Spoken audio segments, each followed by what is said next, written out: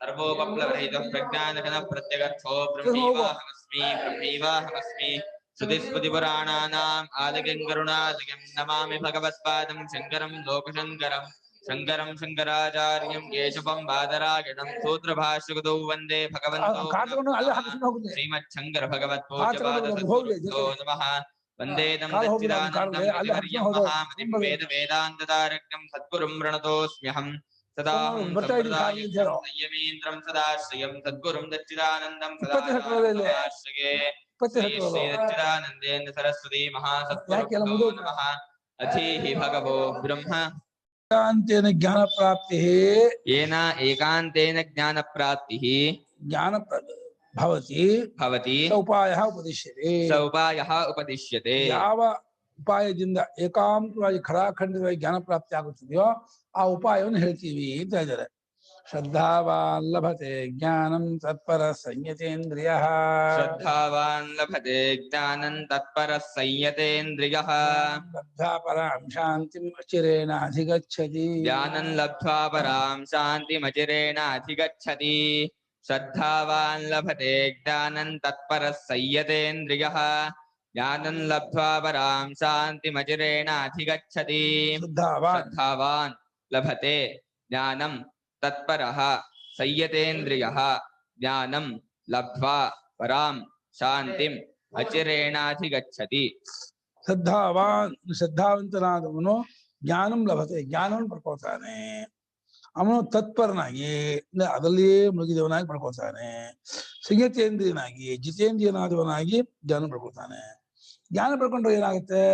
ಜ್ಞಾನ ಪಡ್ಕೊಂಡವನು ಪರಾಂ ಶಾಂತಿ ಹೆಚ್ಚಿನ ಶಾಂತಿಯನ್ನ ಅಚಿರೇಣ ಅಂದ್ರೆ ಅತ್ಯಲ್ಪ ಕಾಲದಲ್ಲಿಯೇ ಹೊಂದ್ಬಿಡ್ತಾನೆ, ಪಡ್ಕೊಂಡ್ಬಿಡ್ತಾನೆ ಎಂದು.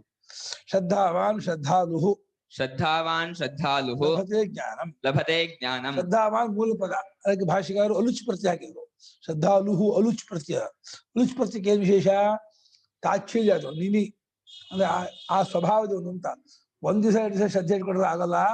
ಶ್ರದ್ಧೆಯೇ ನಿಮ್ ಸ್ವಭಾವ ಆಗ್ಬೇಕು, ಶ್ರದ್ಧಾಶೀಲನಾಗಿರ್ಬೇಕು. ಶ್ರದ್ಧಾಶೀಲ ಅದೇ ನಡವಳಿಕೆ, ಅದೇ ಸ್ವಭಾವ. ಶ್ರದ್ಧಾವಾನ್ ಅಂದ್ರೆ ನಮ್ಗೆ ಶ್ರದ್ಧೆ ಇದೆಯಲ್ಲ, ಜ್ಞಾನ ಯಾಕಾಗಿದೆ ಅಂದ್ರೆ ಎಂತ ಶ್ರದ್ಧೆ ಇದೆ ಮಣ್ಣ, ಆ ಶ್ರದ್ಧೆ ಅಲ್ಲ. ಎಷ್ಟರ ಮಟ್ಟಿಗೆ ಶ್ರದ್ಧೆ ಅಂದ್ರೆ 100% ಆ ಆಜ್ಞೆ ಆಗತ್ತೆ, ಅದರ ನಂಬಿಕೆ ಇದೆ. ಆ ಗುರುವಾಕ್ಯ, ಶಾಸ್ತ್ರವಾಕ್ಯ ಮತ್ತೆ ಭಗವಂತನ ಮೇಲೆ, ಸಂಪ್ರದಾಯದ ಮೇಲೆ ಶ್ರದ್ಧೆ ನಂಬಿಕೆ ಇಟ್ಕೊಂಡವನಾದ್ರೆ ಆ ಅಲುಷ್ ಪ್ರತ್ಯಯ ತಾಚ್ಛಲ್ಯ ಆ ಸ್ವಭಾವದವನು ಹೇಳುತ್ತೆ. ಅವನು ಜ್ಞಾನ ಪಡ್ಕೊಳ್ತಾನೆ ಅಂತ. ಶ್ರದ್ಧಾಲುತ್ವೇಪಿ ಭವತಿ ಕಶ್ಚಿತ್ ಮಂದ ಪ್ರಸ್ಥಾನಃ. ಶ್ರದ್ಧಾಲುತ್ವೇಪಿ ಭವತಿ ಕಶ್ಚಿತ್ ಮಂಥತ್ ಪ್ರಸ್ಥಾನಃ. ಯಾಕೆ? ಶ್ರದ್ಧಾಲು ಆಗಿದ್ರು ಕೂಡ ಒಬ್ಬನೊಬ್ಬನು ನಂಬಿಕೆ ಇದೆ, ನೋಡ್ಕೋಣ ಮುಂದಿನ ವರ್ಷ 5 ವರ್ಷ ಬಿಟ್ಟು 10 ವರ್ಷ ಬಿಟ್ಟು 20 ವರ್ಷ, ಹಂಗಾದ್ರೆ ಅವ್ನಿಗೆ ಜ್ಞಾನ ಆಗಲ್ಲ. ನಂಬಿಕೆ ಇದ್ರು ಶ್ರದ್ಧೆ ಇದ್ರು ನಿಧಾನವಾದ ಒಂದು ಪ್ರೊಸೀಜರ್ ಇದ್ರೆ ಪ್ರೋಸೆಸ್ಸು ಅವನಿಗಾಗಲ್ಲ.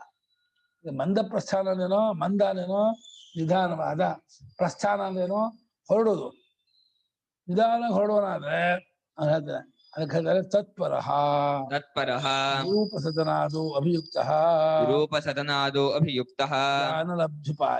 ಜ್ಞಾನಲಬ್ಧುಪಾಯೇ. ತತ್ಪರನಾಗ್ಬೇಕು ಅಂದ್ರೆ ಗುರುಗಳ ಹತ್ರ ಹೋಗೋದು. ಇವತ್ತೇ ಹೋಗ್ಬೇಕಂತೆ. ಉಪಸದನ ಅಂದ್ರೆ ಬಳಿಸಾರೋದು, ಗುರುಗಳನ್ನು ಬಳಿಸಾರೋದು. ಆದಿ ಶಬ್ದದಿಂದ ಸೇವೆ ಮಾಡೋದು, ಅವ್ರು ಹೇಳಿದಂತೆ ಕೇಳ್ಕೊಂಡಿರೋದು, ಇಂದ್ರಿಯನಿಗ್ರಹ ಆಗಿರೋದು, ಮನೋನಿಗ್ರಹನಾಗಿರೋದು, ಶಮದಮಾದಿ ಗುಣಾನ್ವಿತನಾಗಿರೋದು, ಅದೆಲ್ಲ ಆದಿ ಶಬ್ದ ತಗೋಬೇಕು. ಗುರುಪ್ರಸಾದ ಆದಿ ಇದೆಯಲ್ಲ. ಅಭಿಯುಕ್ತ ಅಂದ್ರೆ ಅದು ತೊಡಗಿದವನಾಗಿದ್ರೆ ಬಹಳ ಖುಷಿಬಿಡ್ಬೇಕಂತೆ. ಗುರುಗಳ ಹತ್ರ ಹೋಗ್ಬಿಟ್ಟು ನಂಗೆ ಆತ್ಮಜ್ಞಾನ ಕೊಡ್ಲೇಬೇಕು, ಮುಕ್ತರಾಗ್ಲೇಬೇಕು. ನಮ್ಗೆ ಮುಕ್ತರಾಗೋದು ಎದ್ದೋಗಲ್ಲ, ಅಷ್ಟರ ಮಟ್ಟಿನ ಹಠ ಇರ್ಬೇಕಂತೆ. ಹಂಗಿದೆ ನೋಡು, ಹೊಡೆದು ಬಿಡ್ತಾನೆ ಅಂತ ಇದ್ದಾರೆ. ಜ್ಞಾನಲಬ್ಧಿ ಉಪಾಯ, ಜ್ಞಾನವನ್ನ ಪಡೆಯುವ ಉಪಾಯದಲ್ಲಿ ಹೆಚ್ಚಿನ ಅಭಿಯುಕ್ತದ, ಅಂದ್ರೆ ಅಭಿಮುಖವಾಗಿ ಯುಕ್ತ ಕೂಡ್ಕೊಳ್ಳೋದು. ಅದಕ್ಕೆ full dedicated, full devotion, full dedication, 100%. ಅಲ್ಲ, ಡೆಡಿಕೇಟ್ ಆಗಬೇಕು. ಇನ್ನೇನು ಊಟ ತಿಂಡಿ ದೇಹ ಸ್ಥಿತಿಗೆ ಎಷ್ಟು ಅಷ್ಟು ಬಿಟ್ರೆ ಆಚೆ ಈಚೆ ನೋಡಲ್ಲ. ನಾನು ದುಡ್ಡು ನೋಡಲ್ಲ, ಕೀರ್ತಿ ನೋಡಲ್ಲ, ಯಾವುದೇ ಅಧಿಕಾರ ಬೇಡ, ಯಾವುದೇ ಹಬ್ಬದ ಊಟ ಬೇಡ, ಫಂಕ್ಷನ್ ಬೇಡ. ನನಗೆ ಭಗವಂತನೇ ಬೇಕು, ಪರಮಾತ್ಮನೇ ಬೇಕು. ತದ್ವಿನ ನಂಗೆ ಏನೇನು ಬೇಡ ಅಂತ ಅಷ್ಟು ಮಟ್ಟಿನ ದೃಢತೆ ಹಾ ಶ್ರದ್ಧಾವಾನ್ ತತ್ಪರೋಪಿ ಶ್ರದ್ಧಾವಾನ್ ತತ್ಪರೋಪಿ ಅಜಿತೇಂದ್ರಿಯ ಸ್ಯಾತ್ ಅಜಿತೇಂದ್ರಿಯಸ್ಯ ಇತ್ಯತಃ ಆಹ. ಇತ್ಯತಃ ಶ್ರದ್ಧಾವಂತನಾಗಿರ್ತಾನೆ, ಅಲ್ಲೇ ಮುಳುಗಿರ್ತಾನೆ. ಆದ್ರೆ ಆ ಗುರುಗಳ ಆಶ್ರಮದಲ್ಲಿ ತುಂಬಾ ದುಡ್ಡು ಬರುತ್ತೆ, ಇದು ಬರುತ್ತೆ, ಗೋಡಂಬಿ ದ್ರಾಕ್ಷಿ ಇತ್ಯಾದಿಗಳು ಬರುತ್ತೆ, ಹಣ್ಣು ಹಂಪಲೆಲ್ಲ ಬರುತ್ತೆ. ಆಮೇಲೆ ತುಂಬಾ ಜನ ಬರ್ತಾರೆ, ಬೇರೆ ಬೇರೆ ತರಹವಾದ ಹುಡುಗರು ಎಲ್ಲ ಬರ್ತಾರೆ. ಅವರೆಲ್ಲ ಅಟ್ಯಾಚ್ಮೆಂಟ್ ಇದ್ರೆ ಆಗಲ್ಲ. ಅದೆಲ್ಲ ಇದ್ರ ಸಂಸರ್ಗ ಇರ್ಬೋದು. ಅದಕ್ಕೆ ಅಜಿತೇಂದ್ರಿಯನ ಬಿಟ್ರೆ ನಾಲ್ಗೆ ಗೆದ್ದಿಲ್ಲ, ಕಣ್ಣನ್ ಗೆದ್ದಿಲ್ಲ, ಬಂದನ್ನೆಲ್ಲ ಮಾತಾಡಿಸ್ತೀನಿ, ಎಲ್ಲರನ್ನು ಕೇಳ್ತೀನಿ, ಯಾವ ಊರು, ಏನ್ ಮಾಡ್ತಿದ್ದೀರಾ, ಏನ್ ಓದ್ತಿದ್ದೀರಾ, ನಿಮ್ಮ ಹೆಸರೇನು, ನಿಮ್ಮ ಅಪ್ಪಂಗೆ ಎಷ್ಟು ಸಂಬಳ ಬರುತ್ತೆ, ನಿಮ್ಮ ಅಮ್ಮ ಏನ್ ಮಾಡ್ತೀವಿ, ಯಾತಕ್ಕೆ ಮುಸಾಫರೇ ಬೇಕಾ, ಮುಕ್ಷು ಬೇಕಾ ಇದು? ಇದನ್ನ ಇಟ್ಕೊಳ್ಳೇಬಾರ್ದು. ಆಗಿದ್ದಾನೆ, ತತ್ಪರನೂ ಆಗಿದ್ದಾನೆ, ಆದ್ರೆ ಜಿತೇಂದ್ರಿಯನೇ ಆಗಿಲ್ಲ, ಹಿಂದಿಗನ್ನು ಗೆದ್ಕೊಂಡಿಲ್ಲ. ಬಂದು ಆಶ್ರಮ ಬಂದು ಹುಡುಗಿನೆಲ್ಲ ಮಾತಾಡ್ಸ್ತಾನೆ ಅಂದ್ರೆ ಹಾಪ್ಲೆಸ್, ದಂಡ. ಆಮೇಲೆ ಗುರುಳಿಗೆ ಕೊಡ್ತಾರಲ್ಲ ದ್ರಾಕ್ಷಿ, ಗೋಡಂಬಿ, ಪಿಷ್ಟ, ಆಮೇಲೆ ಅಂಜೂರ ಎಲ್ಲ ಕೊಡ್ತಾರಲ್ಲ, ಅದ್ರ ಬಳಿ ಕಂಡು ಬಂತು, ಇದು ನಂಗೂ ಇದ್ರೆ ಆಸೆ ಅಂತ ಆ ತರಹ ಆಸೆ ಬಂದ್ರೆ ಅದೆಲ್ಲ ಇರಬಾರ್ದು. ಗುರುಕುಲಕ್ಕೆ ಹೋಗಿ ಗುರು ಹತ್ರ ಇದ್ದಾಗ ತನಗೆ ಭಗವಂತನು ತತ್ವಜ್ಞಾನ ಬಿಟ್ಟು ಏನು ಆಸೆ ಇಚ್ಛೆ ನೋಡ್ಬಾರ್ದು. ಗುರುಗಳ ಸೇವೆ. ಅದಕ್ಕೆ ಹೌದು, ಜಿತಾನಿ ಇಂದ್ರಿಯಾಣಿ ಏನು ಸಹ, ಜಿತಾನಿ ಗೆದ್ದುಕೊಂಡ ಇಂದ್ರಿಯಗಳು, ಹದ್ವಸ್ತಿಗೆ ಇಟ್ಕೊಂಡ್ಬಿಟ್ಟಿದ್ದಾನೆ, ತನ್ನ ಹತೋಟಿ ಇಟ್ಕೊಂಡ ಇಂದ್ರಿಯಗಳವನಾಗಬೇಕು. ಅದಕ್ಕೆ ಹೇಳ್ತಿದ್ದಾನೆ ಸಂಯತೇಂದ್ರಿಯ ಸಂಯತಾನಿ ವಿಷಯೇಭ್ಯೋ ನಿವರ್ತಿತಾನಿ ಸಂಯತಾನಿ ವಿಷಯೇಭ್ಯೋ ಯಸ್ಯ ಇಂದ್ರಿಯಾಣಿ ಸಹ ಸಂಯತೇಂದ್ರಿಯ ಯಸ್ಯ ಇಂದ್ರಿಯಾಣಿ ಸಹ ಸಂಯತೇಂದ್ರಿಯ. ಯಾವಾಗಲೂ ಇಂದ್ರಿಯಗಳು ವಿಷಯಗಳಿಂದ ಹಿಮ್ಮೆಟ್ಟಿದ್ದಾಗಿದೆಯೋ ಅವನು ಸಂಯತೇಂದ್ರಿಯನು. ಇಂದ್ರಿಯಗಳಿಂದ ವಿಷಯಗಳನ್ನ ಪೂರ್ತಿ ಕಂಟ್ರೋಲ್ ಮಾಡ್ಕೊಂಡವನು ಸಂಯತೇಂದ್ರಿಯನು ಅಂತ ಅರ್ಥ. ವಿಷಯಗಳಿಂದ ಅಂದ್ರೆ ಶಬ್ದ ಸ್ಪರ್ಶ ರೂಪ ರಸ ಗಂಧ ಅನ್ನೋ ವಿಷಯಗಳಿಂದ ಯಾವಾಗಲೂ ಇಂದ್ರಿಯಗಳನ್ನೆಲ್ಲ ಪೂರ್ಣ. ಕುಮಾರ ಬರ್ಲಿಲ್ಲ, ಅವನು ಹೋದ್ನಲ್ಲಿಗೆ ಪೇಮೆಂಟ್ ಬೇಗ ಅಂತ ಅಲ್ಲ, ಅದು ಪೂರ್ತಿ ಅದಕ್ಕೆ. ಹೌದು ಹೌದಲ್ಲ, ಅದನ್ನ ಅವ್ರು ಮಾಡಿದ್ದಾರೆ. ಈ ಮಠಾಧೀಶರೆಲ್ಲ ಆ ತರಹ ಮಾಡಿದ್ದಾರೆ. ಯಾಕಂದ್ರೆ ಮಠಕ್ಕೆ ಬೇಕಾಗಿರೋದು ಜನ ದುಡ್ಡು ಬೇಕೇ ಹೊರತು ಮಠದಲ್ಲಿ ಬೇರೆ ಅಂತ ಹೇಳಲ್ಲ. ಮಠದಲ್ಲಿ ಯಾರಿಗೂ ತತ್ವ ವಿಚಾರ ವೇದಾಂತ ವಿಚಾರ ಹೇಳಲ್ಲ. ಎಲ್ಲರೂ ಗುರು ಭಕ್ತಿ ಹೇಳ್ತಾರೆ, ಮಠಕ್ಕೆ ನಡ್ಕೊಂಡಿರ್ತಾರೆ, ಪೂಜೆ ಮಾಡಿಸ್ತಿರ್ತಾರೆ, ಅಲ್ಲಿ ಸೇವೆ ಮಾಡಿಸ್ತಿರ್ತಾರೆ ಹೊರತು ಅವರಿಗೆ ಗೊತ್ತಿಲ್ಲ, ಅವರೇ ಮುಳುಗಿದ್ದಾರೆ, ಇದರಲ್ಲಿ ವಿಷಯಾಸಕ್ತ ಇದ್ದಾರೆ. ಇನ್ನಂತ ಹೇಳ್ತಾರೆ ಬಂದ ಶಿಷ್ಯರಿಗೆ ಗತಾನುಗತಿಗೋ ಲೋಕ ಅಂತ. ಎಲ್ಲ ಬಿಡಬೇಕು ಅಂದ್ರೆ ಹತೋಟಿಗೆ ಇಟ್ಕೊಂಡದ್ದಾದ ಇಂದ್ರಿಯ ಒಳ್ಳೆಯವನಾಗಿರಬೇಕು. ಅಂದ್ರೆ ವಿಷಯಗಳಿಂದ ಹಿಮ್ಮೆಟ್ಟಿಸಿಕೊಂಡದ್ದಾದ ಇಂದ್ರಿಯವು ಯಾವ ತರದ ಅವನ ಸಂಹಿತೆಯಿಂದೇನೋ ಯಹ ಏವಂಭೂತಃ ಶ್ರದ್ಧಾವಾನ್ ತತ್ಪರಃ ಸಂಹಿತೇಂದ್ರಿಯಶ್ಚ ಸಹ ಅವಶ್ಯಂ ಜ್ಞಾನಂ ಲಭತೆ. ಯಾವಾಗ ಈ ರೀತಿಯಾಗಿದ್ದು ತತ್ಪರನು ಮತ್ತೆ ಶ್ರದ್ಧಾವಂತನು ಸಂಹಿತೇಂದ್ರಿಯನೂ ಆಗಿದ್ದರೆ ಅವನು ಅವಶ್ಯವಾಗಿ ಜ್ಞಾನ ಪಡ್ಕೊಳ್ತಾನೆ. 100% ಅವನಿಗೆ ಸತ್ಯ ಜ್ಞಾನ ಆಗತ್ತೆ. ಶ್ರದ್ಧೆ ಇರಬೇಕು, ತತ್ಪರನಾಗಿರ್ಬೇಕು, ಸಂಹಿತೇಂದ್ರಿಯ. ಹಿಂದೆ ಹೇಳಿದ್ದು ಪ್ರಣಿಪಾತಾದಿಗಳಿದೆಯಲ್ಲ, ಪ್ರಣಿಪಾತಾದಿಗಳಲ್ಲಿ ಒಳಗೊಂದು ಹೊರಗೊಂದು ಇದ್ಬಿಡತ್ತೆ. ಶ್ರದ್ಧಾದಿಗಳು ಒಳಗೊಂದು ಹೊರಗೊಂದು ಬರೋಲ್ಲ. ಅದನ್ನ ಇದನ್ನು ಭಗವಂತ ಹೇಳಲ್ಲ. ನೋಡು, ಪ್ರಣಿಪಾತಾದಿಸ್ತೋ ಬಾಹ್ಯ ಅನೇಕಾಂತಿಕೋಪಿ ಭವತಿ ಮಾಯಾವಿತ್ವಾದಿ ಸಂಭವ.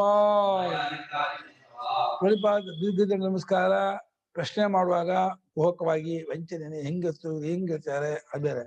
ಪರಿಪ್ರಶ್ನೆ ಮಾಡುವಾಗಲೂ ಪರೀಕ್ಷೆ ಮಾಡ್ತಾರ, ವ್ಯಂಗ್ಯತರ. ನಮಸ್ಕಾರ ಮಾಡುವಾಗಲೂ ಒಳಗೆ ಭಾವನೆ ಇರಲ್ಲ, ಇನ್ನು ಜನ ನೋಡಿದ್ರೆ ನಮಸ್ಕಾರ ಮಾಡೋದು. ಮಾಯಾವಿತ್ವ ಅಲ್ಲ, ಠಕ್ಕುತನ, ವಂಚನೆ, ಮೋಸ, ಕಪಟ ಇದೆಲ್ಲ ಇದ್ಬಿಡುತ್ತೆ. ಹೀಗೆ ಬಿದ್ದಿ ಪ್ರಣಿಪಾತೇನ ಅಲ್ಲಿ ಅದ್ರ ಹೇಳಿದ್ರೆ ಮತ್ತೆ ಇನ್ನೊಂದ್ಸಲ ಯಾಕೆ ಹೇಳ್ತಿದ್ದೀರಾ ಅಂದ್ರೆ ಅದು ಅನೇಕಾಂತಿಕ. ಏಕಾಂತವಾಗಿ ಅದ್ರ ಮೇಲೆ ಜ್ಞಾನ ಆಗುತ್ತೆ ಅಂತ ಹೇಳಕ್ಕಾಗಲ್ಲ. ಇದು ಏಕಾಂತಿಕವಾಗಿ ಇಲ್ಲಿ ಮಾಯಾವಿತ್ವ ಅದ್ರ ಅವಕಾಶ ಇಲ್ಲ. ಶ್ರದ್ಧೆಯಲ್ಲಿ ಮಾಯಾವಿತ್ವ ಬರಲ್ಲ, ತತ್ಪರದಲ್ಲಿ ಹಿಂಗಿದೆ ಮಾಯ ಅವನಿಗೆ ಇದು ಹೇಳಿದ್ರು. ಆದ್ರಿಂದ ಅದು ಹೊರಗಿನದು, ಪ್ರಣಿಪಾತ ಆದ್ರೂ ಹೊರಗಿಂದು, ಅದು ಅನೇಕಾಂತವಾದರೂ ಆಗ್ಬಹುದು, ಮಾಯಾವಿತ್ವಾದರೂ ಅದ್ರಲ್ಲಿ ಇದ್ಬಿಡುತ್ತೆ. ಆದರೆ ಇದ್ರಲ್ಲಿ ಮಾತ್ರ ಹಾಗಾಗೋದಿಲ್ಲ. ನಚುತ ಶ್ರದ್ಧಾವತ್ವಾದೌ ಇತಿ ಏಕಾಂತಃ ಜ್ಞಾನಲಬ್ಧೋಪಾಯ. ಆದರೆ ಶ್ರದ್ಧಾವತ್ವಾದಿಗಳಲ್ಲಿ ಅನೇಕಾಂತಕತ್ವ ಇಲ್ಲ, ಮಾಯಾವಿತ್ವಾದಿಗಳಿಲ್ಲ ಅಂತ ಆದ್ದರಿಂದ ಇದು ಏಕಾಂತವಾಗಿ ಜ್ಞಾನಲಬ್ಧಿಗೆ ಉಪಾಯ, ಜ್ಞಾನ ಪ್ರಾಪ್ತಿಗೆ ಉಪಾಯ.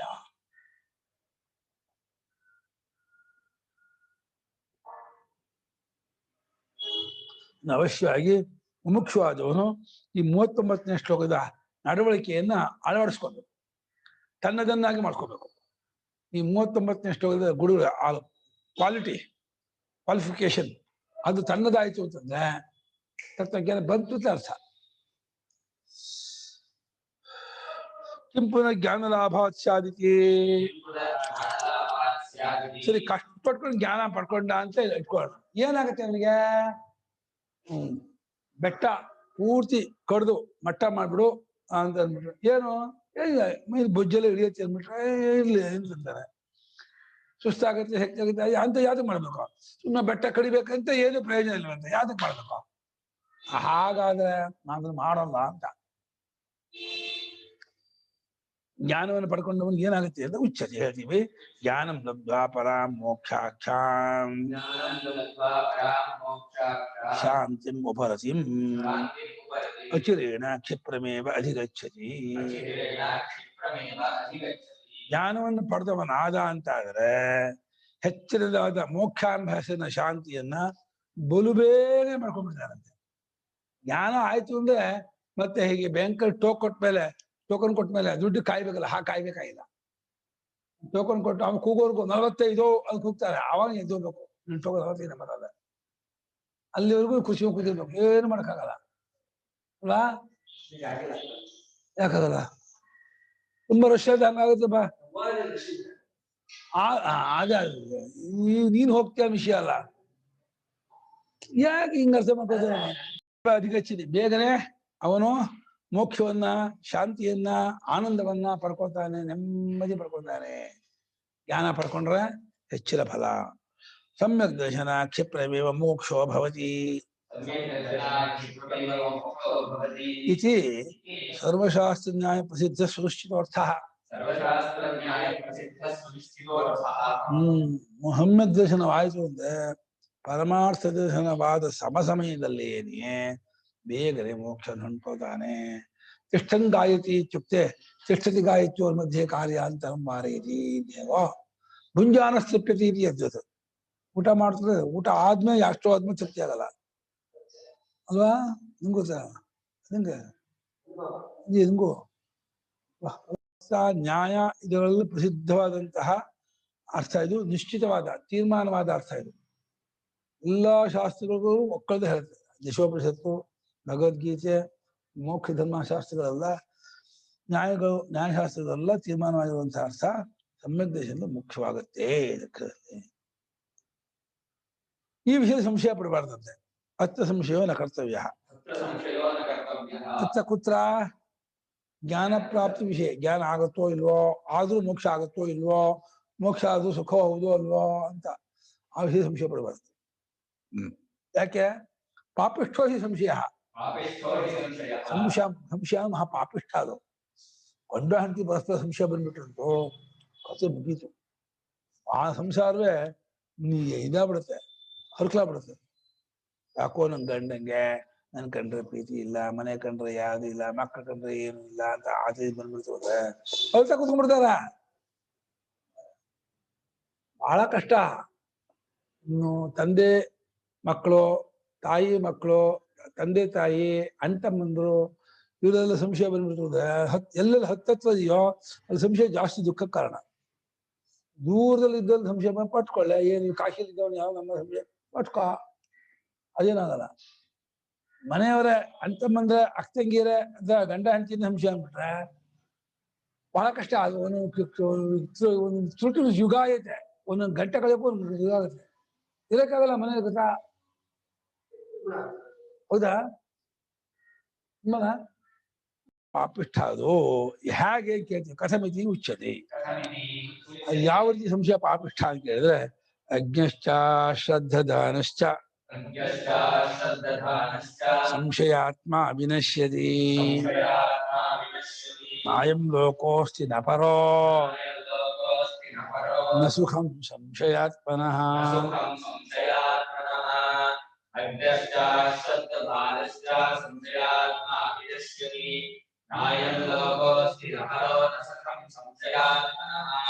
ಅಜ್ಞಃ ಚ ಅಶ್ರದ್ಧಾನಃ ಚ ಸಂಶಯಾತ್ಮ ವಿನಶ್ಯತಿ ನ ಅಯಂ ಲೋಕಃ ಅಸ್ತಿ ನ ಪರಃ ನ ಸುಖಂ ಸಂಶಯಾತ್ಮನಃ ಸಂಶಯಾತ್ಮನಃ.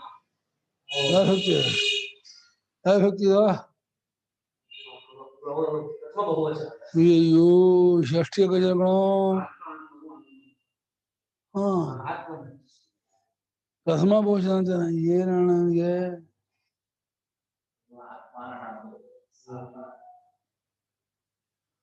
ಬಿಡೋ ದಿವಸ ಹಚ್ಚ ಬಂತಲ್ಲ ಅವನು ಹಾಳ ಹೋಗ್ತಾನೆ. ಮತ್ತು ಅಶ್ರದ್ಧಾನ ನಂಬಿಕೆ ಇದ್ದವನು ಅವನು ಹಾಳ ಹೋಗ್ತಾನೆ. ಶ್ರದ್ಧೆ ನಂಬಿಕೆ ಅಲ್ಲ, ಅಶ್ರದ್ಧಾನ ಗುರು ವಾಕ್ಯ ಶಾಸ್ತ್ರ ವಾಕ್ಯಲ್ಲಿ ಭರವಸೆ ಹೇಳಿದವನು ಅವನು ಹಂಗ. ಸಂಶಯಾತ್ಮ ಅನುಮಾನ ಪಡುವವನು. ಶ್ರದ್ಧೆಗೂ ಸಂಶಯಕ್ಕೂ ತುಂಬಾ ಹತ್ತಿರ ಇದೆ. ಶ್ರದ್ಧೆ ಸಂಶಯಕ್ಕೆ ಸಾಮಾನ್ಯವಾಗಿ ಸಂಶಯ ಇದ್ದ ಶ್ರದ್ಧೆ ಬರುತ್ತೆ. ಎಲ್ಲಿ ಸಂಶಯ ಇರುತ್ತೋ ಅಲ್ಲಿ ಶ್ರದ್ಧೆ ಬರಲ್ಲ. ಎಲ್ಲಿ ಅಶ್ರದ್ಧೆ ಇರುತ್ತೋ ಅಲ್ಲಿ ಸಂಶಯವೂ ಇರುತ್ತೆ. ಶ್ರದ್ಧೆ ಇದ್ರೆ ಅಲ್ಲಿ ನಂಬಿಕೆ ಇರಲ್ಲ. ಅದರಿಂದ ಸಂಶಯಾತ್ಮ ಆ 3 ಜನರು ಹಾಳ ಹೋಗ್ತಾರಂತೆ. ಆದರೆ ಇವರಿಬ್ಬರು ಎಷ್ಟು ಹಾಳ ಹೋಗ್ತಾರೋ, ಅದು ಇವನು ಸಂಶಯಾತ್ಮ ಎಷ್ಟು ಹಾಳ ಹೋಗ್ತಾನೋ ಅಷ್ಟು ಹಾಳ ಹೋಗಲ್ಲ ಅವರಿಬ್ಬರು. ಅಜ್ಞನು ಅಶ್ರದ್ಧಾನು ಅಲ್ಲ, ಸಂಶಯಾತ್ಮ ಎಷ್ಟು ಹಾಳ ಹೋಗ್ತಾನೋ ಅಜ್ಞ ಅಶ್ರದ್ಧ ಅಷ್ಟು ಹಾಳ ಹೋಗಲ್ಲ. ಯಾಕೆಂದ್ರೆ ಸಂಶಯಾತ್ಮನಿಗೆ ಈ ಲೋಕವೂ ಇಲ್ಲ ಪರಲೋಕವೂ ಇಲ್ಲ. ಊಟ ಮಾಡೋದು ಸಂಶಯ, ಇಲ್ಲಿ ವಿಷ ಹಾಕ್ಬಿಟ್ಟಿದ್ರೆ ಕಾಫಿ ಕುಡಿಯೋಣ ಹೋದ್ರೆ ಅದಕ್ಕೆ ಹಾಕ್ಬಿಟ್ಟಿದ್ರೆ ಎಲ್ಲಕ್ಕೂ ಸಂಶಯ ಪಡ್ಕೊಂಡು ಕೂತ್ಕೊಂಡ್ಬಿಟ್ರೆ ಎಲ್ಲೋ ಹೋಗೋಣ ಬಸ್ ಮನೆಗೆ ಅಲ್ಲ ಜಾರಿ ಬಿದ್ದು ಬಿಟ್ರೆ ಅಂತ ಯೋಚನೆ ಮಾಡಿದ್ರೆ ಹಂಗ್ ಸಂಶಯ ಪಡ್ಕೊಂಡು ಹೋದ್ರೆ ಬದುಕಕ್ಕಾಗಲ್ಲ. ಬಹಳ ಸಂಶಯಾತ್ಮ ನಿಶ್ಚಿತ ಅಕ್ಷರಶಃ ಸತ್ಯ ಅದು. ಕೆಲ ಜನಕ್ಕೆ ಇರುತ್ತೆ ಗೊತ್ತಾ ಸ್ವಭಾವ, ತುಂಬಾ ಸಂಶಯ ಕೆಲ ಜನಕ್ಕೆ ಬಹಳ ಒಂಥರ ಇದಾಗಿರ್ತಾರೆ. ಏನಪ್ಪ ಅಷ್ಟು ಇರುತ್ತೆ. ನೀ ಎಲ್ಲರೂ ನಂಬೋದು ಡೇಂಜರ್, ಎಲ್ಲರೂ ಸಂಶಯ ಪಡೋದು ಡೇಂಜರ್. ಆದ್ರೆ ಎಲ್ಲವನ್ನೂ ಸಂಶಯ ಪಡೆದವನಿಗೆ ಎಷ್ಟು ಡೇಂಜರೋ ಎಲ್ಲವನ್ನೂ ನಂಬೋನು ಅಷ್ಟು ಡೇಂಜರ್ ಆಗಲ್ಲ. ಎಲ್ಲವನ್ನೂ ನಂಬೋನು ಒಂದ್ಸಲ ಮೋಸ ಹೋಗ್ತಾನೆ. ಯಾಕೆಂದ್ರೆ ಯಾರು ಬರ್ತಾರೆ ದುಡ್ಡು ಕೊಡಿ ಅಂತಾರೆ, ನಿಮ್ಮೂರು ಆಗಿ ಅಂತಾರೆ, ಓಡೋಗ್ತಾರೆ ದುಡ್ಡು ಹಂಗಂತೆ. ಅವ್ರಿಗೆ ಸೀರೆ ಕೊಡೋದು ಬಂದ್ಕೊಳ್ಳೆ ಅವ್ರಿಗೆ, ಆಮೇಲೆ ಒಂದ್ ಸ್ವಲ್ಪ ದುಡ್ಡು ಇಟ್ಟು ಕೊಡೋದು, ಬಹಳ ಒಳ್ಳೆ ಒಂದು ಹಬ್ಬ ಮಾಡೋದು ಎಲ್ಲ ಮಾಡ್ತಾನೆ. ಅದು ಚೆನ್ನಾಗಿ ಎಣ್ಣೆ ಕೈ ತಿಕ್ಬಿಡ್ತಾರೆ. ಆಮೇಲೆ ಸಣ್ಣ ಪಟ ಪಟ ಆಮೇಲೆ ಪೂರ್ತಿ ಚೌರ ಮಾಡಿ ಎಣ್ಣೆ ಹಾಕಿ ಟಕ ಟಕ ಟಕ ಟಕ ಘಟ ಹೊಡಿತಾರೆ ಹೊಡಿತಾರೆ.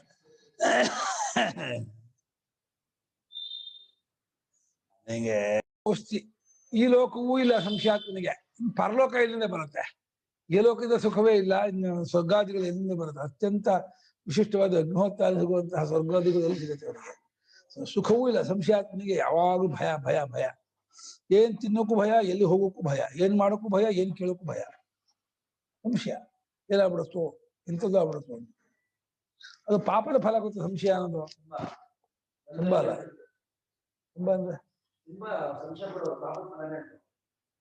ತುಂಬಾ ಪಾಪದ ಫಲನ, ಪಾಪದ ಫಲನ ಏನ್ ತುಂಬಾ ಶಬ್ದ ಅರ್ಥ ಇಲ್ಲ. ತುಂಬಾ ಪಾಪನ.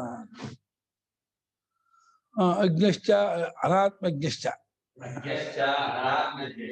ಅಶ್ರದ್ಧಾನಶ್ಚ ಗುರುವಾಕ್ಯ ಶಾಸ್ತ್ರೇಷು ಅವಿಶ್ವಾಸವಾಂಶ್ಚ ಸಂಶಯಾತ್ಮಾಚ ಸಂಶಯಚಿತ್ತಶ್ಚ ವಿನಶ್ಯತಿ. ವಿನಶ್ಯಂತಿ ಅವರು ಮೂಲ ವಿನಶ್ಯಂತಿ. ಆ ಚಕಾರ ಹಾಕಿದ್ರಿಂದ ಅಜ್ಞ ವಿನಶ್ಯತಿ, ಅಶ್ರದ್ಧಾನ ವಿನಶ್ಯತಿ, ಸಂಶಯಾತ್ಮ ವಿನಶ್ಯತಿ. ಭಿನ್ನ ಹೋಗೋದ ಅಲ್ಲ. ಆತ್ಮನ್ ತಿಳ್ಕೊಂಡಿಲ್ಲ ಮತ್ತು ಗುರುವಾಕ್ಯದಲ್ಲೂ ಶಾಸ್ತ್ರದಲ್ಲೂ ನಂಬಿಕೆ ಇಲ್ಲ, ಅವನಿಗೆ ಭರವಸೆ ಇಲ್ಲ, ಮತ್ತು ಸಂಶಯಾತ್ಮ ಬಹಳ ಡೌಟ್ಫುಲ್ ಮೈಂಡು. ಒಬ್ಬದ ಸಂಶಯ ಸಂಶಯ ಸಂಶಯ. ಇವರೆಲ್ಲರೂ ಕೂಡ ಹಾಳ ಹೋಗ್ತಾರೆ.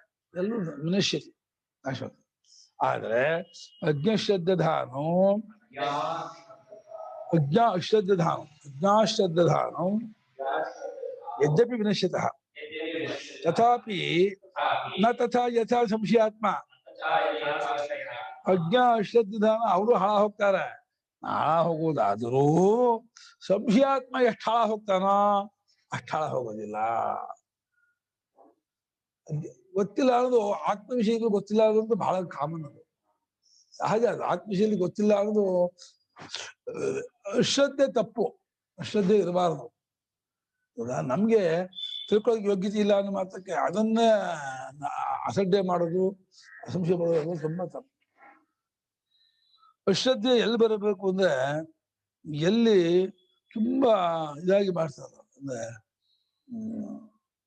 ಹೇಳ್ತಾರೆ ದೋಸೆ ಇವತ್ತಿದ್ರೆ 2 ಆಗುತ್ತೆ, ನಾಳೆ 3 ಆಗುತ್ತೆ, 4 ಆಗುತ್ತೆ, 1 ಅದನ್ನ ಅವರು ಕೊಟ್ಟು ಪೂಜೆ ಮಾಡಿದ್ರೆ, ದೋಸೆ ಪೂಜೆ ಮಾಡಿದ್ರೆ ಮಕ್ಕಳಾಗತ್ತೆ, ದೋಸೆ ಪೂಜೆ ಮಾಡಿದ್ರೆ ಇದೆಲ್ಲ ನಂಬುವಂತ ಮೂಢನಂಬಿಕೆ. ಫಲಕ್ಕೂ ಸಂಬಂಧ ಕಾಣೋದು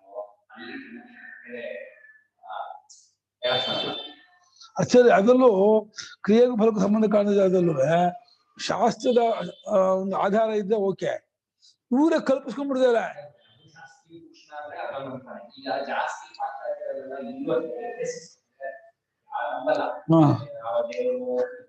ಅದು ನಾಸ್ತಿಕರಾಯ್ತು. ನಾಸ್ತಿಕರ ವಿಷಯ ಒಂದಾಯ್ತಲ್ಲ.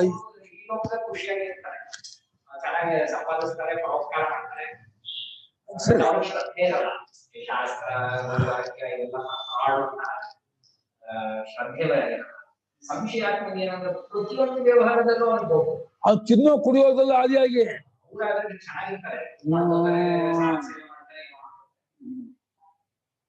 ನಾಸ್ತಿಕ ಓಪನ್ ಆಗಿ ನಾಸ್ತಿಕ ಇದ್ದೆ ಭಯ ಧೈರ್ಯ. ಆಸ್ತಿಕರಾಗಿ ಒಳಗೆ ನಾಸ್ತಿಕತೆ ಇದೆಯಲ್ಲ ಅದಿನ್ನೂ ಡೇಂಜರ್. ಬಹಳ ಕಷ್ಟ. ಕಲ್ಚರ್ತಿ ಇದೆಯಲ್ಲ ಬಹಳ ಡೇಂಜರ್.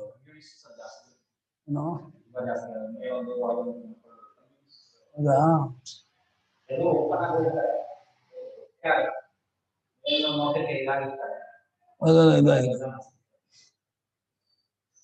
ಅಜ್ಞಾ ಅಶ್ರದ್ಧಾನ ಅವರೂ ನಾಶವಾಗುವುದಾದರೂ ಸಂಶಯಾತ್ಮ ಎಷ್ಟರ ಮಟ್ಟಿಗೆ ನಾಶವಾಗ್ತಾನೋ ಅಷ್ಟರ ಮಟ್ಟಿಗೆ ನಾಶವಾಗಲ್ಲ. ಅವರಿಬ್ಬರು ಇದು ಮಾಡ್ತಿದ್ದೀನಿ, ನಾನು ವಿಷಯ ಮಾಡ್ತಿದ್ದೀನಿ. ಅದು ಪಾಪಿಷ್ಠ ಸರ್ವೇಶ. ಸಂಶಯಾತ್ಮ ಆತ್ಮನ ಅಂತಃಕರಣ, ಸಂಶಯಾಂತಃಕರಣವಾದರೂ ಎಲ್ಲರಿಗೂ ಅದು ಪಾಪಿಷ್ಠ. ಅದು ಅತ್ಯಂತ ಪಾಪಕರ. ಅತಿಶಯನ ಪಾಪೀಯಾನ್ ಪಾಪಿಷ್ಠ. ತುಂಬಾ ಮಹಾಪಾಪಿ ಪಾಪಕರದ ಒಂದು ಸ್ವಭಾವ. ಎಲ್ಲ ಗುರುಗಳೂ ಅಪನಂಬಿಕೆ, ಶಾಸ್ತ್ರ ಮೇಲೂ ಅಪನಂಬಿಕೆ, ಮನೆಯರ ಮೇಲೆಲ್ಲ ಅಪನಂಬಿಕೆ, ತಮ್ಮದ ಮೇಲೆಲ್ಲ ಅಪನಂಬಿಕೆ. ಹಿಂಗಾಗ್ಬಿಟ್ರೆ ಗೋಪಾಲ ಕರ್ಕೊಂಡು ಹೋಗ್ತಾರೆ, ಆಕ್ಷನ್ ಮಾಡ್ಬಿಡ್ತಾರೆ ಅಂತಂದ್ರೆ ಅರ್ಥ ಇದೆ ಅದಕ್ಕೆ. ಹೋಗಕ್ಕಾಗತ್ತ ಅಂತ ಆಗ್ಬೇಕು ಅಂತಿದ್ದ ಮಾಡ್ಬಾರ್ದು ಅಂದ್ಕೊಡೋದು ಆಗುತ್ತೆ ಅಂತ ತಪ್ಪಿಸ್ಕೋಕಾಗಲ್ಲ ಅಲ್ವಾ? ಅದು ಹುಚ್ಚದು, ತೀರ ಹುಚ್ಚತನ ಪರಮಾವಧಿ. ಅದು ಏನು ಆಟ ಆಕ್ಷನ್ ಅಪಘಾತ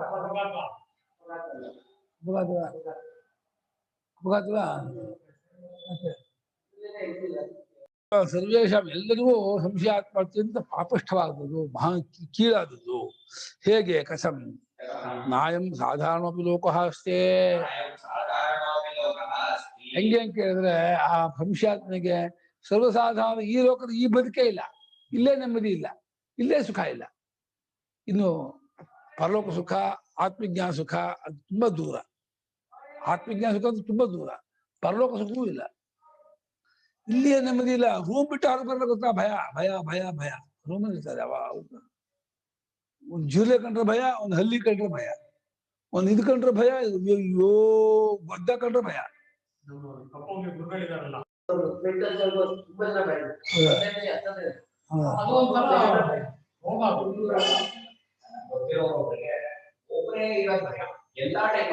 ಹೌದಾ? ಹಗಲು ಇವನು ಹಂಗೆ ಬಾ, ನೀನು ಬಂತಾರೆ, ನೀ ಬಾ.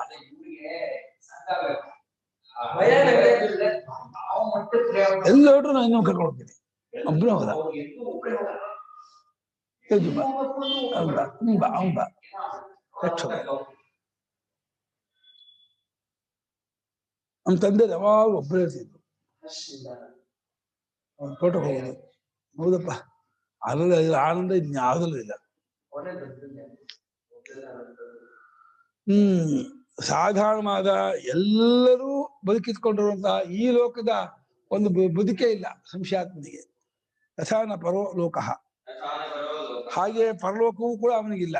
ಸ್ವರ್ಗಲೋಕಾದಿಗಳಿಲ್ಲ. ಯಾಕಂದ್ರೆ ಉತ್ತಮ ಸಾಧನೆ ಮಾಡೋದಿಲ್ಲ, ಕರ್ಮ ಮಾಡ್ತೇನೆ ಪರಲೋಕ. ಕರ್ಮಲೋಕ ನಂಬಿಕೆನೇ ಇಲ್ವಲ್ಲ ಅವನಿಗೆ. ಸುಖಂ ಸ್ವತಃ ಸಂಶಯೋತ್ಪತ್ತೇ ಸಂಶಯಾತ್ಮನಃ ಸಂಶಯ ಚಿತ್ತಸ್ಯ. ಸುಖವೂ ಇಲ್ಲ. ತಿನ್ನು ಅಂದ್ರೆ ಅದು ಭಯ. ತಿಂದ್ರೆ ಏನಾಗ್ಬಿಡುತ್ತೋ, ಅಲ್ಲಿ ಏನಿದೆಯೋ, ಎಂಥದ್ದಾಗ್ಬಿಡುತ್ತೋ. ಈಗ ಒಂದು ಮಾವಿನ ಹಣ್ಣು ಕೊಟ್ರೆ ಭಯ, ಒಂದು ಹಣ್ಣು ಕೊಟ್ರೆ ಭಯ, ಒಂದು ಇದು ಕೊಟ್ರೆ ಭಯ. ಅಂದ್ರೆ ಅಯ್ಯಪ್ಪ ಏನ್ ಬದು, ಊಟ ಮಾಡೋ ಸಿಹಿ ತಿನ್ನೋದು ಭಯ. ಪ್ರಸಾದ ತಂದಿನಿ ತಿರುಪತಿಯಿಂದ ತಗೊಳ್ಳಿ ಭಯ, ನಂಗೆ ತಿನ್ಬೇಡಿ, ಹಂಗೇನಾಗ್ಬಿಡುತ್ತೋ. ಹಾ ಏನ್ ಹಾಕ್ಬಿಟ್ಟಿದ್ರೆ ಅದನ್ನ ತಿನ್ಮೇಲೆ ನಂಗೆ ಏನೋ ಆಗ್ಬಿಟ್ರೆ, ಫುಡ್ ಪಾಯ್ಸನ್ ಆಗ್ಬಿಟ್ರೆ. ನಮ್ಮ ಪುಟ್ಟರನ್ನ ಭಾಮ ಇದೆ, ನಮ್ಮ ಸೀತಾರಾಮ ಯಾವುದು ತಿನ್ನೋದು. ನಂಗೆ ಹೈಜೀನ್ ಇಲ್ಲ ಅಂತಾನೆ.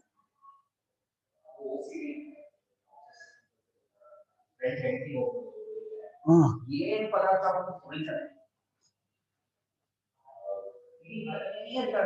ಹಾಲುನು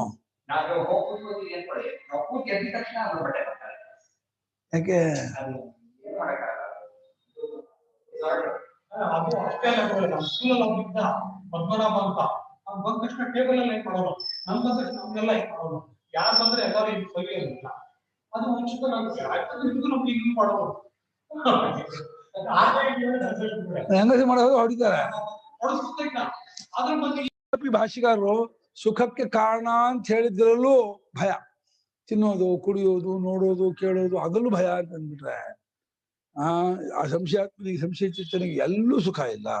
ತಸ್ಮಾತ್ ಸಂಶಯೋ ನ ಕರ್ತವ್ಯ. ಕನ್ಕ್ಲೂಷನ್. ಆದ್ರಿಂದ ಸಂಶಯವನ್ನು ಎಲ್ಲೂ ಪಡಬಾರದು. ಧೈರ್ಯ ಇರಬೇಕು. ಏನು ಆಗಲ್ಲ, ಎಂಥದ್ದಾಗಲ್ಲ, ಹೇಗಿದೆ ಅಂದ್ರೆ ಅಕಸ್ಮಾತ್. ಯಾಕೆ ಕೇಳ್ತಿರೋ? ಯೋಗ ಸನ್ಯಸ್ತ ಕರ್ಮಾಣಂ ಜ್ಞಾನ ಸಂಚಿನ್ನ ಸಂಶಯಂ ಆತ್ಮವಂತನ್ನ ಕರ್ಮಾಣಿ ನಿಬದ್ಧಂತಿ ಧನಂಜಯ. ಆತ್ಮವಂತನ್ನ ಕರ್ಮಾಣಿ ನಿಬದ್ಧಂತಿ ಧನಂಜಯ. ಯೋಗ ಸಂನ್ಯಸ್ತ ಕರ್ಮಾಣಂ ಜ್ಞಾನ ಸಂಚಿನ್ನ ಸಂಶಯಂ ಆತ್ಮವಂತಂ ನ ಕರ್ಮಾಣಿ ನಿಬದ್ಧಂತಿ ಧನಂಜಯ. ಯೋಗ ಅಂದ್ರೆ ಪರಮಾರ್ಥ ಯೋಗ, ಪರಮಾರ್ಥ ದರ್ಶನ. ಅದರಿಂದ ಕಂಡುಕೊಳ್ಳೋದ್ರ ಮೂಲಕ ಎಲ್ಲಾ ಕರ್ಮವನ್ನು ಬಿಟ್ಟವನು ಅಂತ. ಪರಮಾರ್ಥ ಜ್ಞಾನವನ್ನು ಪಡ್ಕೊಳ್ಳೋದ್ರ ಮೂಲಕ ಎಲ್ಲವೂ ಸಕಲವಿದ ಮಹಂತ ವಾಸುದೇವ ಅಂತ ಕಲ್ಕೊಂಡು ಅದನ್ನು ಎಲ್ಲಾ ಕರ್ಮವನ್ನು ಬಿಟ್ಟವನಾಗಿರುವನು. ಆತ್ಮಜ್ಞಾನದಿಂದ ಎಲ್ಲಾ ಸಂಶಯವನ್ನು ಕತ್ತರಿಸಿಕೊಂಡವನು. ಆತ್ಮವಂತ ಜಿತೇಂದ್ರಿಯನಾದವನು. ಅಂಥವನನ್ನ ಈ ಧನಂಜಯನೇ ಕರ್ಮಗಳು ಕಟ್ಟಾಕೋದಿಲ್ಲ ಅಂತ ಇದ್ದಾನೆ. ಅಪ್ರಮತ್ತನಾದವನು, ಎಚ್ಚರಿಕೆ ತಪ್ಪದೆ ತನ್ನಷ್ಟಿಗೆ ತನ್ನ ಇದರಲ್ಲೇ ಇರ್ತಕ್ಕವನಿದಾನಲ್ಲ, ಅಂಥ ಆತ್ಮವಂತನಾದ ಅಪ್ರಮತ್ತನಾದಂತಹ ವಿವೇಕಿಯನ್ನ ಕರ್ಮಗಳು ಏನು ಮಾಡಲ್ಲ. ನಿರ್ಬೀಜವಾಗ್ಬಿಡುತ್ತೆ. ಅಪ್ಪ ನಾನಿಲ್ಲ ಹೋಗ್ತೀರಪ್ಪ, ಬೇರೆ ತುಂಬಾ ಜನ ಇದ್ದಾರೆ, ಅಲ್ಲಿ ಹೋಗಪ್ಪ. 700 ಕೋಟಿ ಒಬ್ಬ ಮುತ್ತಾರೆ ಹಾಕೋ, ನಂಗೆ 700 ಕೋಟಿ ಜನ ಇದ್ದಾರೆ ಗೊತ್ತಾ, ಹೋಗ್ತೀನಿ, ಹೋಗೋ, ನನ್ನ ಬಿಟ್ಟು ಹೋಗ್ತಾರೆ. ಕರ್ಮಾಣಂ ಪರಮಾರ್ಥ ದರ್ಶನ ಲಕ್ಷಣೇನ ಯೋಗೇನ ಸನ್ಯಸ್ತಾನಿ ಕರ್ಮಾಣಿ ಏನ ಪರಮಾರ್ಥ ದರ್ಶಿತ ಧರ್ಮಾಧರ್ಮಾಖ್ಯಾನಿ ತಂ ಯೋಗ ಸನ್ಯಸ್ತ ಕರ್ಮಾಣಂ. ಯೋಗ ಸನ್ಯಸ್ತ ಕರ್ಮಾಣ ಮೂಲ ಪದ. ಅದಕ್ಕೆ ಪರಮಾರ್ಥ ದರ್ಶನ. ದರ್ಶನ ಏನೋ ಇದ್ದದ್ದಿದ್ದ ಕಂಡುಕೊಳ್ಳೋದು ದರ್ಶನ. ದರ್ಶನ ಬೇರೆ, ಭಾವನೆ ಬೇರೆ. ಭಾವನೆಯಲ್ಲಿ ವಸ್ತುಸ್ಥಿತಿ ಕಾಯಿಲ್ಲ, ನೀವು ಕಲ್ಪನೆ ಮಾಡೋದು. ದರ್ಶನ ಅಂದ್ರೆ ತತ್ವ ಹೇಗಿದೆಯೋ ಹಾಗೆ ಅನುಭವ ಕಂಡುಕೊಳ್ಳೋದು. ಆ ಪ್ರಕಾರದಾಗಿರೋ ಒಂದು ಯೋಗ. ಯೋಗದಿಂದ ಅದು ಕೂಡ್ಕೊಳ್ಳೋದು, ಯೋಗನೂ ಕೂಡ್ಕೊಳ್ಳೋದು. ಅದನ್ನು ಎಲ್ಲಾ ಕರ್ಮವನ್ನು ಬಿಟ್ಬಿಟ್ಟ. ಯಾಕೆಂದ್ರೆ ಆ ಸ್ವರೂಪಕ್ಕೆ ಯಾವ ಕರ್ಮ ಅಂಟ್ಕೊಂಡಿಲ್ಲ, ಅದು ಯಾವ್ದು ಸಂಬಂಧ ಪಟ್ಕೊಳ್ದಿರೋದು. ಹಾಗಾಗಿ ಅದರಿಂದ ಎಲ್ಲಾ ಕರ್ಮಗಳನ್ನು ಬಿಟ್ಟವನಾಗಿ ಯಾವಾತರಿಂದ ಈ ಪರಮಾರ್ಥ ದರ್ಶಿಯಾದ ಯಾವಾತರಿಂದ ಧರ್ಮಾಧರ್ಮ ಎಂಬ ಹೆಸರಿನ ಈ ಕರ್ಮಗಳೆಲ್ಲವೂ ಬಿಡಲ್ಪಟ್ಟಿದೆಯೋ ಅವನು ಯೋಗ ಸನ್ಯಾಸ ಕರ್ಮನು ಅಂತ ಹೆಸರು. ಆತ್ಮಜ್ಞಾನದಿಂದ ಎಲ್ಲಾ ಕರ್ಮವನ್ನು ಕೈಬಿಟ್ಟವನು ಅಂತ. ಕಥಂ ಯೋಗ ಸನ್ಯಾಸ ಕರ್ಮ ಐತಿ. ಆಹಾ, ಹೇಗೆ ಯೋಗದಿಂದ ಎಲ್ಲಾ ಕರ್ಮ ಬಿಟ್ಟವರಾಗ್ಬಿಟ್ಟ? ಯೋಗ ಪರಮಾಣು ದೋಷವನ್ನು ಬಿಟ್ಕೊಳ್ಳೋಕೆ ಅದಕ್ಕೇನು ಆಧಾರ ಏನಿತ್ತು ಅಂತ ಕೇಳಿದ್ರೆ ಹೇಳತ್ತೆ, ಜ್ಞಾನ ಸಂಚಿನ್ನ ಸಂಶಯಂ. ಜ್ಞಾನೇನ ಆತ್ಮ ಈಶ್ವರ ಏಕತ್ವ ದರ್ಶನ ಲಕ್ಷಣೇನ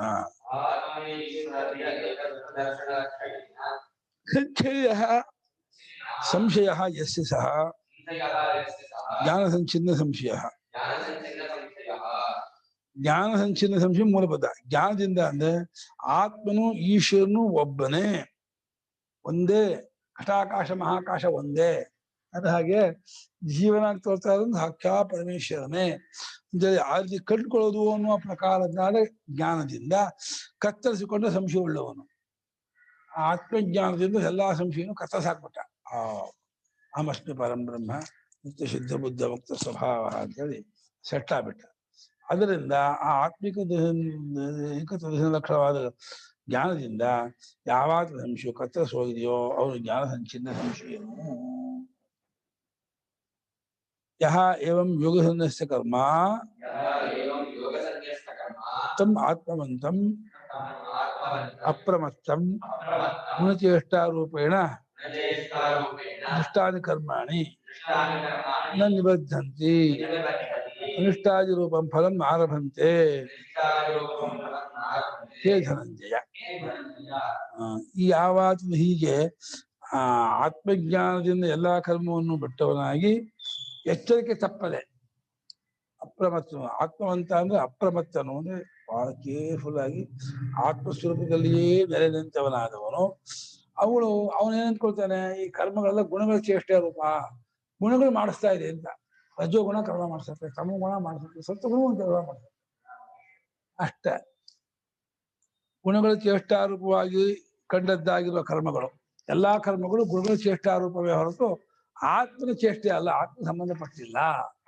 ಆತ್ಮನಿಗೂ ಅದಕ್ಕೂ ಬಹಳ ಅಂತರ ಅಂತ ಹೇಳಿ ಈ ರೀತಿ ಕಂಡದ್ದಾದ್ರೆ ಕಂಡ್ಕೊಂಡಂತಹ ಅವನನ್ನ ಆ ಕರ್ಮಗಳು ಕಟ್ಟಾಕೋದಿಲ್ಲ. ಅಂದ್ರೆ ಅನಿಷ್ಟವೇ ಮುಂದೆ, ಅನಿಷ್ಟ ಮಿಷ್ಟ ಮಿಶ್ರ ಅಂತ ಇದೆಯಲ್ಲ, ಅನಿಷ್ಟ ಆದಿ, ಅನಿಷ್ಟ 1000 ಜನ್ಮ, ಇಷ್ಟ ದೇವ ಜನ್ಮ, ಮಿಶ್ರ ಮನುಷ್ಯ ಜನ್ಮ, ಏನು ಉಂಟು ಮಾಡಲ್ಲ. ಅವನಿಗೆ ಅದು ಬರೋಲ್ಲ. ಹೀಗೆ ಧನಂಜಯನೇ ಈ ಜನ್ಮವನ್ನು ತಂದುಕೊಡೋದಿಲ್ಲ ಅಂದ್ರು. ಯಸ್ಮಾತ್ ಕರ್ಮಯೋಗಾನುಷ್ಠಾನ ವಿಶುದ್ಧಿಕ್ಷಯ ಹೇತುಕ ಜ್ಞಾನ ಸಂಚಿನ್ನ ಸಂಶಯ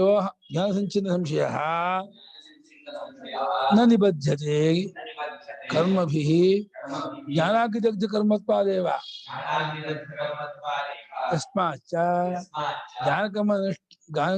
ಜ್ಞಾನಕರ್ಮಾನುಷ್ಠಾನ ವಿಷಯೇ ಸಂಶಯವಾನ್ ವಿನಶ್ಯತಿ. ತಸ್ಮಾತ್ ಮುಂದೆ ಕನ್ಯೆ ಆಗ್ತಾ ಇದ್ದಾರೆ.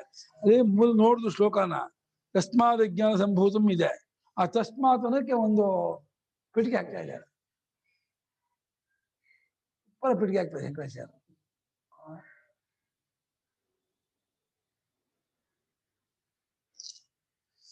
ಯಾವ ಕಾರಣದಿಂದ ಕರ್ಮಯೋಗಾನುಷ್ಠಾನ ಮಾಡೋದ್ರಿಂದ ಈಶಾಪ್ರ ಬುದ್ಧಿಯಿಂದ ಮಾಡುವ ಕರ್ಮನೆಲ್ಲ ಮಾಡ್ತಾ ಹೋಗ್ತಾ ಇರೋದು, ಅದು ಅಶುದ್ಧಿ ಕಾಮಾದಿಗಳ ಅಶುದ್ಧಿ, ಅದರ ಕ್ಷಯವಾಗೋದ್ರಿಂದ ಸೌದು ಹೋಗೋದು, ಇಲ್ಲವಾಗೋದು. ಅದಕ್ಕೆ ಕಾರಣವಾಗುವ ಮೂಲಕ ಜ್ಞಾನದಿಂದ ಕತ್ತರಿಸಿ ಹಾಕಿದ ಸಂಶಯ ಉಳ್ಳವನಾಗಿ ಎಷ್ಟೆಷ್ಟು ಮಟ್ಟಿಗೆ ಅಶುದ್ಧಿ ಕ್ಷಯ ಆಗ್ತಾ ಹೋಗುತ್ತೋ ಅಷ್ಟೆಷ್ಟು ಮಟ್ಟಿಗೆ ಜ್ಞಾನ ಉಂಟಾಗ್ತಾ ಹೋಗುತ್ತೆ. ಜ್ಞಾನ ಉಂಟಾದಂಗೆ ಸಂಶಯವೆಲ್ಲ ಕತ್ತರಿಸಿ ಹೋಗ್ತಾ ಇರುತ್ತೆ. ಆತ್ಮಜ್ಞಾನವಾಗುತ್ತದೆ, ಸಂಶಯಗಳೆಲ್ಲ ಬಗೆಹರ್ತಾ ಹೋಗುತ್ತೆ. ಅದಕ್ಕೆ ಭಾಷಿಗಾರರು ಜ್ಞಾನಕ್ಕೆ ಒಂದು ಇದಕ್ಕೂ ಹೇಳಂಗಾಯ್ತು, ಅಶುದ್ಧಿ ಕ್ಷಯವಾಗುವುದು ಅನ್ನೋದೇ ಕಾರಣ ಜ್ಞಾನ ಆಗೋದಕ್ಕೆ. ಎಷ್ಟೆಷ್ಟರ ಮಟ್ಟಿಗೆ ಅಶುದ್ಧಿ ಕ್ಷಯವಾಗುತ್ತೋ ಅಷ್ಟೆಷ್ಟರ ಮಟ್ಟಿಗೆ ಜ್ಞಾನ ಉಂಟಾಗೋದಕ್ಕೆ ಅನುಕೂಲವಾಗುತ್ತೆ, ಹತ್ತಿರವಾಗುತ್ತೆ ಅಂತ. ಅಶುದ್ಧಿ ಕ್ಷಯ ಮಾಡ್ಕೋಬೇಕು, ನಾವು ಜ್ಞಾನ ಮಾಡ್ಕೋಬೇಕು ಅನ್ನೋರು ಕಾಮಾದಿ ದೋಷವನ್ನು ದೂರ ಮಾಡ್ಕೋಬೇಕು, ಅದಕ್ಕೆ ಪಕ್ಕ ಆಗ್ಬಾರ್ದು. ಯಾವ ಕಾರಣಕ್ಕೂ ತಿನ್ನೋದು ಕುಡಿಯೋದು ದುಡ್ಡು ಸ್ತ್ರೀ 3 ದೋಷ ಬಿಟ್ಬಿಟ್ರೆ ಎಲ್ಲ ಬಗೆದಿಗೆ ಸ್ತ್ರೀಜಿತನಾಗಬಾರ್ದು ಧನಜಿತನಾಗಬಾರ್ದು ಧನಜಿತ ಆಮೇಲೆ ಧನಜಿತ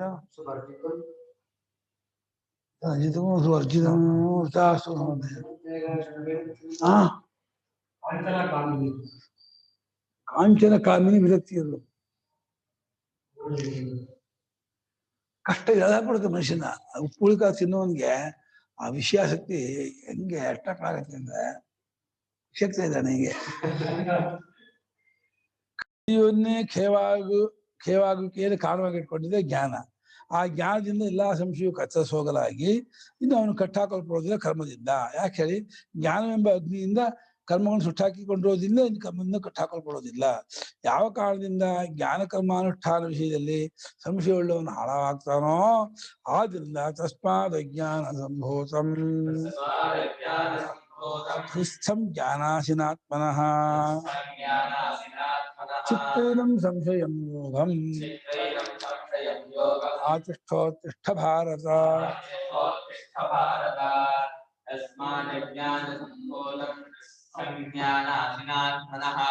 ಚಿತ್ವೇನಂ ಸಂಶಯಂ ಯೋಗಮಾದಿಷ್ಠೋತ್ತಿಷ್ಠ ಭಾರತ. ತಸ್ಮಾತ್ ಅಜ್ಞಾನ ಸಂಭೂತಂ ಹೃಸ್ಥಂ ಜ್ಞಾನಾಸಿನ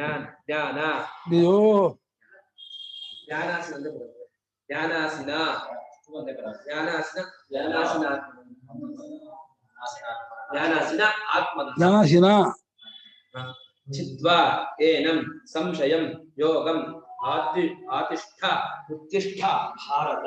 ಏನ್ ಆತಿಷ್ಠ ಉತ್ತಿಷ್ಠ ಏನಿದೆ ಸರ್? ಏನು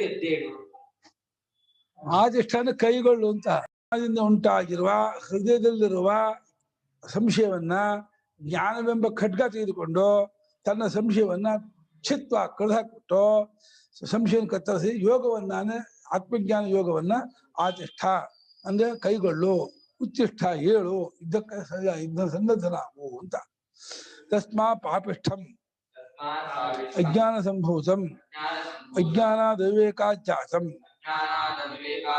ಹೃಸ್ಥಂ ಹೃದಿ ಬುದ್ಧೌ ಸ್ಥಿತಂ ಜ್ಞಾನಾಸಿನ ಶೋಕಮೋಹಾದಿ ದೋಷಹರಂ ಸಮ್ಯಕ್ ದರ್ಶನಂ ಜ್ಞಾನಂ ತದೇವ ಅಸಿಹಿ ಖಡ್ಗಃ ತೇನ ಜ್ಞಾನಾಸಿನ ಆತ್ಮನಃ ಸ್ವಸ್ಯ. ಆದ್ದರಿಂದ ಪಾಪಿಷ್ಠವಾದ ಅಜ್ಞಾನದಿಂದ ಹುಟ್ಕೊಂಡದ್ದಾದ, ಅಜ್ಞಾನದಿಂದ ಅಂದ್ರೆ ಅವಿವೇಕದಿಂದ ಹುಟ್ಕೊಂಡದ್ದಾದ ನನ್ನ ಹೃದಯದಲ್ಲಿನ ಬುದ್ಧಿಯಲ್ಲಿರುವಂತಹ ಈ ಸಂಶಯವನ್ನ ಜ್ಞಾನವೆಂಬ ಖಡ್ಗದಿಂದ, ಅದು ಶೋಕ ಮೋಹ ಮುಂತಾದ ದೋಷವನ್ನು ತೆಗೆದುಹಾಕುವಂಥದ್ದು ಜ್ಞಾನ ಅನ್ನೋದು. ಜ್ಞಾನ ಇಂಥದ್ದು ಶೋಕ ಮೋಹ ಮುಂತಾದ ಸಂಸಾರ ದೋಷವನ್ನ ಅಪಹಾರ ಮಾಡುವ ಸಮ್ಯಕ್ ದರ್ಶನ ಅನ್ನೋದೇನಿದೆ ಅದೇ ಖಡ್ಗ. ಆ ಖಡ್ಗದಿಂದ ತನ್ನ ಸಂಶಯವನ್ನ ಕತ್ತರಿಸಾಕ್ಬೇಕು ಅಂದ್ರು. ಇಲ್ಲಿ ಆತ್ಮನ ಸ್ವಸ್ಯ ತನ್ನ ಬಗ್ಗೆ ಇರುವ ಆತ್ಮವಿಷಯತ್ವ ಸಂಶಯಸ್ಯ. ಸಂಶಯವು ಆತ್ಮನ ಬಗ್ಗೆ ಇರುತ್ತದೆ. ಆದ್ರಿಂದ ಆತ್ಮನ ಬಗ್ಗೆ ಇರುವ ಸಂಶಯವನ್ನು ಕತ್ತರಿಸಾಕೋ ಅಂದ್ರು. ಯಾಕೆ ನಿನ್ನ ಸಂಶಯ ಕತ್ತರಿಸಾಕೋದು ಯಾಕೆ ಅರ್ಥ ಮಾಡಲ್ಲ, ಆತ್ಮನ ಬಗ್ಗೆ ಇರೋ ಸಂಶಯ ಕತ್ತರಿಸಾಕೋದು ಯಾಕೆ ಅರ್ಥ ಮಾಡ್ತೀರಾ ಅಂದ್ರೆ, ನಮ್ಮ ಬಗ್ಗೆ ಇರೋ ಸಂಶಯ ನಾವು ಕತ್ತರಿಸಿ ಹಾಕೊಳ್ಳೇಬೇಕು, ಅದು ಹೇಳಲೇಬೇಕಾಗಿಲ್ಲ. ಆತ್ಮನ ಬಗ್ಗೆ ಇರೋ ಸಂಶಯ ಕತ್ತರಿಸೋಕೆ ಹಾಕೋ ಅಂತ ಹೇಳ್ಬೇಕು. ಅದು ಹೊಸ ಉಪದೇಶ. ಅದು ಬರೀತಾ ನೋಡಿ, ನಹಿ ಪರಸ್ಯ ಸಂಶಯ ಪರೇಣ ಕ್ಷೇತ್ರಭೇತಾಂ ಪ್ರಾಪ್ತಃ ಏನ ಸ್ವಸ್ಯ ವಿಶೇಷೇತ. ಒಬ್ಬರ ಸಂಶಯವನ್ನ ಇನ್ನೊಬ್ಬರು ಬಗೆಹರಿಸಕ್ ಆಗೋದೇ ಇಲ್ಲ. ಅವರವರ ಸಂಶಯವನ್ನು ಅವರವರೇ ಬಗೆಹರಿಸ್ಕೋಬೇಕು. ಹಾಗೆ ಒಬ್ಬರ ಸಂಶಯವನ್ನು ಇನ್ನೊಬ್ಬರು ಬಗೆಹರಿಸೋದಕ್ಕೆ ಆಗೋದಾಗಿದ್ರೆ ಅವಾಗ ನಿನ್ನ ಸಂಶಯವನ್ನ ಅಂತ ಅನ್ಬೋದಾಗಿತ್ತು. ನಿನ್ನ ಸಂಶಯ ಅಲ್ಲ, ಇಲ್ಲಿ ಆತ್ಮನ ಬಗ್ಗೆ ಇರೋ ಸಂಶಯ. ನಿನ್ನ ಸಂಶಯ ಬಗೆಹರಿಸ್ಕೊಂತಂದ್ರೆ ನಿನ್ನ ಅಂದ್ರೆ ನೀನು ಆತ್ಮನ ಬಗ್ಗೆ ಮಾಡಿಕೊಂಡ ಸಂಶಯ ಅಂತ ಅರ್ಥ ಮಾಡ್ಬೇಕೆ ಹೊರತು ನಿನಗಿರೋ ಸಂಶಯ ಅಂದ್ರೆ ಅವರವರಿಗಿರೋ ಸಂಶಯ ಅವರವ್ರು ಬಗೆಹರಿಸ್ಕೊಂಡೆ ಅವ್ರು ಕಲಿಸ್ತಿದ್ದಾರೆ, ಅದನ್ನಂತ ಹೇಳ್ಬೇಕು. ಅತಃ ಆತ್ಮವಿಷಯೋಪಿ ಸ್ವಸ್ಯವ ಭವತಿ. ಅದೇ ಆತ್ಮವಿಷಯದ್ದಾದ ಸಂಶಯವಾದ್ರೂ ಅದು ತನ್ನ ವಿಷಯದ ಸಂಶಯವೇ ಆಗತ್ತೆ, ತನ್ನ ಸಂಶಯವೇ ಆಗತ್ತೆ. ಏನಂ ಸಂಶಯಂ ಸ್ವವಿನಾಶ ಹೇತುಭೂತಂ ಯೋಗಂ ಸಮ್ಯಕ್ ದರ್ಶನೋಪಾಯಂ ಕರ್ಮಾನುಷ್ಠಾನಂ ಆತಿಷ್ಠ ಕುರು ಇತ್ಯರ್ಥಃ. ಈ ಸಂಶಯವನ್ನ ಕತ್ತರಿಸಾಕಿ ನಿನ್ನ ನಾಶಕ್ಕೆ ಕಾರಣವಾಗಿರುವಂಥದ್ದು ಸಂಶಯ ಬರೀ ಏನೋ ಒಂದು ಕಳ್ಕೊತೀಯ, ದುಡ್ಡು ಕಳ್ಕೊತೀಯ, ಊಟ ಕಳ್ಕೊತೀಯ ಅಷ್ಟೇ ಅಲ್ಲ. ಅವ್ರ ಮನೆ ಮದುವೆ ಮನೆ ಊಟ ಹೋಗ್ಲೋ ಬೇಡವೋ ಒಂದ್ಸರಿ ಸಂಶಯ ಪಡ್ಕೊಂಡು ಹೋಗದೆ ಹೋದ್ರೆ ಊಟ ಮಾತ್ರ ಕಳ್ಕೊಂಡೆ ಅಷ್ಟೇ. ಆದ್ರೆ ಇಲ್ಲೇ ಆತ್ಮನ ಬಗ್ಗೆ ನೀನೇ ನಾಶವಾಗಿ ಹೋಗ್ತೀಯ, ಅದೋ ಜನ್ಮಕ್ಕೆ ಹೋಗ್ತೀಯ. ನಿನ್ನ ವಿನಾಶಕ್ಕೆ ಕಾರಣವಾಗಿರುವ ಈ ಸಂಶಯವನ್ನ ಕತ್ತರಿಸಿ ಹಾಕಿ ಸಮ್ಯಕ್ ದರ್ಶನೋಪಾಯವಾಗಿರುವ, ಸಮ್ಯಕ್ ದರ್ಶನ ಪಡ್ಕೊಳ್ಳೋಕೆ ಸಾಧನವಾಗಿರುವ ಕರ್ಮಯೋಗಾನುಷ್ಠಾನವನ್ನು ಕೈಗೊಳ್ಳು. ಕರ್ಮಯೋಗಾನುಷ್ಠಾನ ಮಾಡಿದ್ರೆ ಚಿತ್ತಶುದ್ಧಿ ಆಗುತ್ತೆ. ಚಿತ್ತಶುದ್ಧಿಯಾಗಿ ಚಿತ್ತೀಕಾಕೃತಿ ಬರುತ್ತೆ. ಆಮೇಲೆ ಧ್ಯಾನ ಯೋಗಕ್ಕೆ ಹತ್ಕೋತೀಯ. ಆಮೇಲೆ ವಿಚಾರ ಮಾಡ್ತಾ ಸಮ್ಯಕ್ ದರ್ಶನ ಉಂಟಾಗುತ್ತೆ. ಸಮ್ಯಕ್ ದರ್ಶನಕ್ಕೆ ದೂರದಿಂದ ಉಪಕಾರ ಮಾಡುತ್ತೆ ಕರ್ಮಯೋಗ. ಅದನ್ನ ಸಮ್ಯಕ್ ದರ್ಶನಕ್ಕೆ ಉಪಾಯವಾಗಿರುವ ಕರ್ಮಾನುಷ್ಠಾನ ಅನ್ನುವಂತಹ ಒಂದು ಮಾರ್ಗವನ್ನ ಕೈಗೊಳ್ಳು, ಅದನ್ನ ಆಶ್ರಯಿಸ್ಕೋ, ಅದನ್ನು ಸಪೋರ್ಟ್. ಉತ್ತಿಷ್ಠಿತ ಇದಾನಿ ವಿದ್ಯಾಯ ಭಾರತ ಐತಿ. ಈಗ ಏನ್ ಮಾಡ್ಬೇಕು? ಈಗ ಯುದ್ಧಕ್ಕೆ ಕೇಳು, ಯುದ್ಧ ಮಾಡೋಕ್ಕೆ ಸನ್ನದ್ಧರಾಗು, ರೆಡಿಯಾಗು. ಈಗ ಇದ್ ಮಾಡ್ಕೋಬೇಡ, ಯುದ್ಧಕ್ಕೆ ಸಿದ್ಧರಾಗು, ಧೈರ್ಯವಾಗಿ ತನಕ ಯುದ್ಧ ಮಾಡು ಅಂತ. ಸಮಯ ಆಯ್ತು.